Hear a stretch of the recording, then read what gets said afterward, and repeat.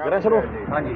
सभी करनाल के पत्रकार साथियों का, छायाकार साथियों का बहुत बहुत धन्यवाद। आप आए, आपका स्वागत है। भोलेनाथ आपको खुश रखा है, स्वस्थ रखा है।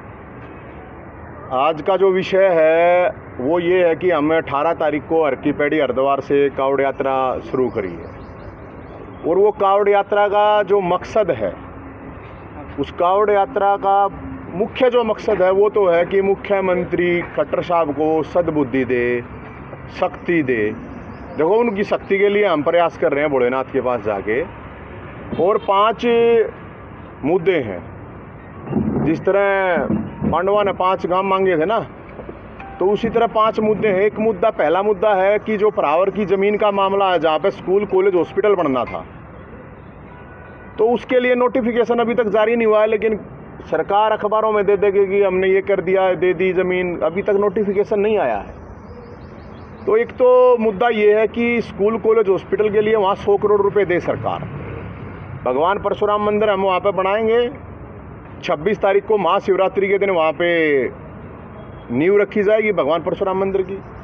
तो एक तो मुद्दा है ये भाई साहब। दूसरा मुद्दा था कि हरियाणा के अंदर 25 लाख बेरोजगार हैं, 5 लाख वैकेंसी खाली पड़ी हैं, लेकिन मुख्यमंत्री जी के अंदर इतनी शक्ति नहीं आ रही, उनको सद्बुद्धि नहीं आ रही कि भाई उनको फिलअप कर दे, उनको भर्ती जो पद खाली पड़े हैं कम से कम उनको भर दे।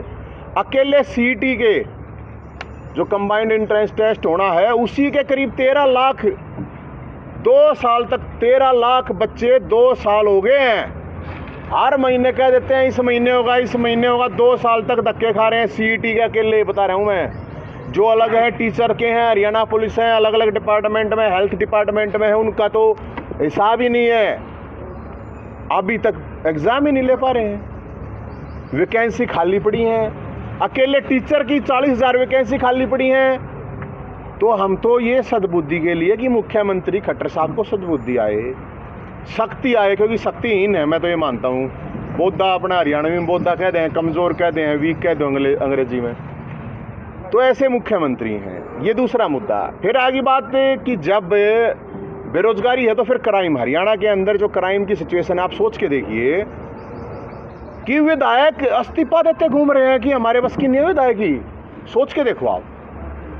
अब विधायकों को जब धमकी मिलती है, एक आम इंसान की क्या हालात हो रही होगी, आप ये बात महसूस करके देख सकता है कोई भी आदमी है कि एक आम इंसान है, उसकी क्या स्थिति होगी जब विधायक ही भाग भाग के जाके मुझे बचा लो, मुझे बचा लो। अरे जब विधायक ये बात कह रहे हैं कि भाई मुझे बचा लो, बड़ी गजब की बात है। और फिर विधानसभा और सरकार, मुख्यमंत्री तुरंत बुला लेता है उसके ऊपर मीटिंग कि विधायकों की सुरक्षा सुनिश्चित होनी चाहिए। अच्छी बात है, होनी चाहिए, हमारे जनप्रतिनिधि हैं। अब उनको AK-47 दी जाएगी, सुरक्षा गार्ड दिए जाएंगे। भाई विधायकों को तो दे दोगे जो लोगों की ऐसी तैसी कर रखी है, महिलाओं ने चैन पहनना छोड़ दिया, असली सोना नहीं पहन रही है महिलाएं, नहीं पता हो तो आपको, क्योंकि चैन स्नैचिंग कितनी है। किसी के पास पैसा जाता है उसको फरोख्ती की धमकी, कहाँ पे गोली चक्कू चल जाए किसी को कुछ नहीं पता, कोई एक सुरक्षित नहीं है। तो भाई उनको तो AK-47 दे दोगे, ठीक है। लोगों को भी फिर पिस्टल बंदूक के लाइसेंस जारी होने चाहिए, जिनको लगता है कि खतरा है। तो सरकार उसके लिए वो 5-5 लाख रुपए लाइसेंस दे के बनाए हैं, ये तो फ्री बनने चाहिए भाई। उनको आप AK-47 दे रहे हो, अच्छी बात है सुरक्षा में। लेकिन सवाल ये है कि जब DSP तक को कुचल दिया जाता है, अवैध माइनिंग कहाँ नहीं हो रही है। भिवानी से बंदरगढ़ से शुरू होकर पूरा बॉर्डर आ जाओ, सोनीपत से लेकर पूरी जमुना या यमुनानगर तक, पूरी जमुना, हर जगह अवैध माइनिंग हो रही है। और जब अवैध माइनिंग हो रही है तो उस टाइम पे अल्लाह गुल्ला होके कर देते हैं कि भाई हाँ ठीक है। एक पुलिस वाले के ऊपर हाथ उठाना कितनी बड़ी बात होती है, एक सिपाही के ऊपर। यहाँ तो DSP को छोड़ दिए जा रहे हैं। तो जब DSP को चढ़ देगा कोई, तो आप सोच के देखो हिम्मत कितनी है। तो ये राजनीतिक संरक्षण से हजारों करोड़ रुपए का खेल अवैध माइनिंग का होता है। तो भाई साहब फिर आ गया नशा। कौन सा ऐसी जगह है, मैं तो जहाँ पे भी जा रहा हूँ लोगों से बात करते आ रहे हैं, पैदल आ रहे हैं हम तो घूमते फिरते। पंजाब में क्या, हरियाणा में चिट्टा है,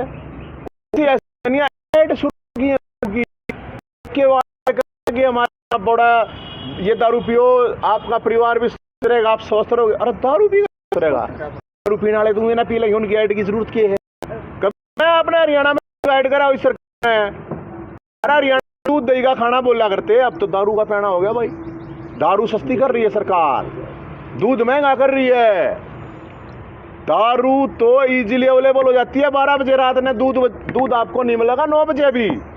तब भाई हम शिव शंकर भोलेनाथ से इसलिए ये कोशिश कर रहे थे, आज जो डकाए थे कि सरकार को सद्बुद्धि दे दो। अरे इस सरकार ने शक्ति दे दो, शक्ति नहीं है। अब जैसे कानून व्यवस्था का मामला आता है, नशे का मामला आता है, हमारे गृह मंत्री जी अनिल विज साहब बोला मैं गब्बर सिंह हूँ, गब्बर सिंह। अरे उस तो पता नहीं किसने बता रहे, गब्बर सिंह तो डाकू था खुद। गब्बर सिंह का 16 पर मैं अनिल विज साहब तने को हूँ, मैं इसलिए कह रहा हूँ इनको सद्बुद्धि मिलनी चाहिए। नू गया गब्बर सिंह से कोई बचेगा नहीं। अरे भाई गब्बर सिंह का करैक्टर आपने कभी देखा है? गब्बर सिंह का करैक्टर था शोले में डाकू का। तो हरियाणा में गब्बर सिंह के गुंडों के हवाले है कानून व्यवस्था, जिस तरह से हरियाणा के हालात हैं। फिर आ गया भ्रष्टाचार का मामला, आपके करनाल का ही था। 100 करोड़ के तहसीलदार और डीडीपीओ वगैरह हो रहे थे, एचपीएससी में करोड़ों रुपए थे, या फार्मेसी में करोड़ों रुपए। वो भाग रहा है, वो मुख्यमंत्री का खास आदमी है। वो मुख्यमंत्री लोग हो रहा है, कितने लोग हो रहा है मेरा नहीं, उसका कहाँ छुपा रखा है? मुख्यमंत्री जी खट्टर साहब आपका इतना क्लोज आदमी, और वो पकड़ा नहीं जा रहा। तो इसका मतलब क्या? इसका मतलब क्या है कि मुख्यमंत्री जी के सारे सारी चीज हो रही हैं।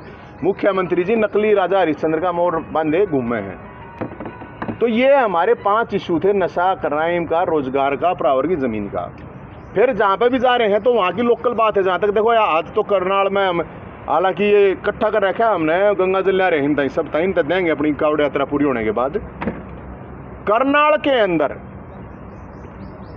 सबसे पहले क्या करते हैं, ये अवैध कॉलोनियां बसाते हैं। अब पता चला 80-80, 70-70 साल जिनकी रजिस्ट्री हो ली, इंतकाल हो लिया, उनके भी घर गिर हैं। गरीब आदमी का तो तुम घर गिर दो, गरीब आदमी पर ताकत दिखाओ हो तुम। गजब बात है कि गरीब आदमी के ऊपर ताकत दिखा रही है सरकार, उनके तो घर तोड़ दें। एक बता रहे कोई डीटीपी बोला मेरा खोप, अरे अपना खोप दिखाना, किसे पैसे वाला की तरह खोप दिखाना। यहाँ के मुख्यमंत्री विधायक हैं, करोड़ों रुपए डीटीपीओ पीछे 100 करोड़ रुपए वाले हैं, वो दिखाना खोप एमपी है। ये यहाँ जो एमपी है ये कॉलोनाइजर है, प्रॉपर्टी डीलर है। ये पहले अवैध कॉलोनियां बसवाता है और फिर उनको तड़वाता है। अपनी दिखाना, वो बता रहा है मेरा खोप दिखेगा। अरे गरीब आदमी पे क्या खोप दिखाना हो है? गरीब आदमी तो उन्हें ना मरा पड़ा है। गरीब आदमी था इधर रोटी मतलब चून दूध पे जीएसटी ला दिया, सब क्या है सांस रह रही है मेरे ख्याल में लेने। बस ये हवा खा के तो भाई कैसे आदमी जिंदा रहेगा? तो अफसर भी आके उन अवैध कब्जे करनाल में किसे पैसे हुआ, किधर ताकतवर आदमी की तरफ लगा के देखना तू। गरीब आदमी आगे ढाके घर वाला मेरा खोप क्या है? खोप क्या खगड़ पाग रहा है। लेकिन ये मुख्यमंत्री है भाई, उन बांस आवे क्या गरीब लोग आस पास बसे रहेंगे, इनमें तो बदबू आओ इन लोगों ने। तो हम तो ये कह रहे हैं मुख्यमंत्री जी को सद्बुद्धि दे भगवान भोलेनाथ और शक्ति दे, क्योंकि जिस तरह हरियाणा में सरकार चल रही है, कंस का राज है, कानून का राज नहीं हो सकता। कंस का राज हो सकता है, कौरवों का राज हो सकता है, कायरों का राज हो सकता है, कानून का राज हरियाणा के अंदर है नहीं। और मुख्यमंत्री, हर आदमी परेशान है, चाहे जवान है, किसान है, मजदूर है, बेरोजगार है, महिला है, कोई भी खुश नहीं है हरियाणा में। मुख्यमंत्री जी सर्वे करवा एक बार पता चलेगा। अगर मुख्यमंत्री जी बिना सिक्योरिटी घूमे तो भाई साहब 1 घंटे में 1000 जूतों की माला मुख्यमंत्री के गल्स का 1000 1 घंटे में किसी भी जगह चले जाओ, वो चाहे करनाल में आ जाओ। तो पूरे हरियाणा का ये हाल है, जो करनाल नहीं समझ रहा। मैं ब्रह्म सरोवर पे गया था, वो तो धर्म की जगह है भाई। जय मुख्यमंत्री ब्रह्म सरोवर पे भाई साहब उसमें उतर के दिखा दो, जय कुल्ली नहीं टूटा मुख्यमंत्री की लिखवा लो। इतनी काई जम रही है, इतनी काई। मेरे आगे 10 आदमी पड़े नाते जवान वालक थे वे थे। अरे एक ब्रह्म सरोवर था, उसकी मतलब वैसे तो वो बने रहे हैं। अभी इन्होंने कई जगह क्या किया मैं आपको बताऊं, नंदीशाला बनाई थी इन्होंने, अलग जगह पे नंदीशाला चलाई थी कि भाई गौवा के नाम तक वोट तक खा लिए इनने, चारा उनके लिए है नहीं। अब करनाल में भी बताओ, ठेकेदार ने बताओ देंगे कि भाई तुम संभालो। अरे सरकार तुम्हारे पास इतना पैसा नहीं है, गौओं के नाम पे तुमने खा लिया सब कुछ है। अब गौओं को देने चारा भी नहीं है, गौओं के लिए छत भी नहीं है, वो मुख्य प्रधानमंत्री जी कहते ना जो 2022 तक सबको छत होगी। ये क्या है छत जिनके है वे तोड़ना कर रहे हैं, गरीब आदमी भी इनके सेक्टर में क्या कर रहे हैं। नॉर्मल मैं आपको एक बात बता रहा हूँ, पहले क्या होता था, डरा निकलता था, एक आम आदमी का भी निकल आता था। अब तो ऑनलाइन बोल रही है, कौन होगा गरीब आदमी, कौन आम आदमी लगा देगा उसमें 50-50 हज़ार 1-1 लाख रुपए तक के रेट जाए हैं। तो पूरा का पूरा जो ये सिस्टम है, हम तो ये मानते हैं कि भाई जिस तरह से चला रहे हैं उस हिसाब से लोग परेशान हैं। मुख्यमंत्री जी को हम तो ये कह रहे हैं सद्बुद्धि दे भगवान भोलेनाथ, मुख्यमंत्री जी को शक्ति दें। अरे भाई गंगा जल लाए, वैसे कावड़ कूड़ लाना तो इनके बस की बात है नहीं, लेकिन मैं तो नहीं गंगा जी में डुबकी लाया हूँ, सामने का महीना है, भोलेनाथ गंगा मैया कुछ पाप कर रखे हैं कट जाएंगे, कुछ लोगों को सद्बुद्धि इसको इनको आ जाएगी, अगले लोगों की सेवा कर ऐसे ही है। अरे भाई ईसाई विपक्ष है, बेरानी के खा के बैठे, कौन से बिलों में घुस रहे हैं, मुर्दा है मुर्दा। विपक्ष के नाम पे हरियाणा के अंदर मुर्दा है, क्योंकि 6 मिलने आने धमकी मिलने पास से भी बताओ, नहीं तो घेरो ना, गृह मंत्री का घर घेरो, मुख्यमंत्री का घेरो, SP ने घेरो, DC ने घेरो, कुछ नहीं। हाय जी मर गए, बचा लो, बता क्या है विपक्ष है भाई।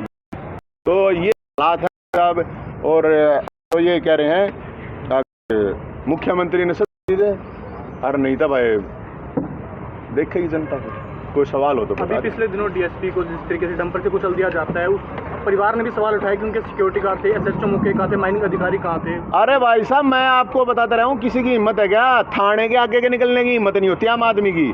चौक की वैसे नाका लगा रखा होता है ना आपकी गाड़ी में, सारे कागज है, कोई आपने गलत काम नहीं कर रखा, उसके बावजूद भी धड़कन तेज हो जाए, अगो हो पुलिस है, और वो डंपर चढ़ा देते हैं, ऊपर से सरे होता है। अवैध माइनिंग के नाम पे हजारों करोड़ रुपए। अब विपक्ष इसलिए नहीं बोल रहा, पहले वे मलाई खा रहे हैं, वे अपने बेला में घुस रहे हैं, तो ये हालात है भाई साहब। और ऐसा कैसे उसका है, DSP को चलने की हिम्मत आप सोच सकते हो। एक कहावत है, चोर चोर मसेरा भाई, वही काम हो रहा है। हाँ वो तो है, सगे भाई है, मशेरा क्यों, कति सगे भाई हैं तो दोनों। धन्यवाद।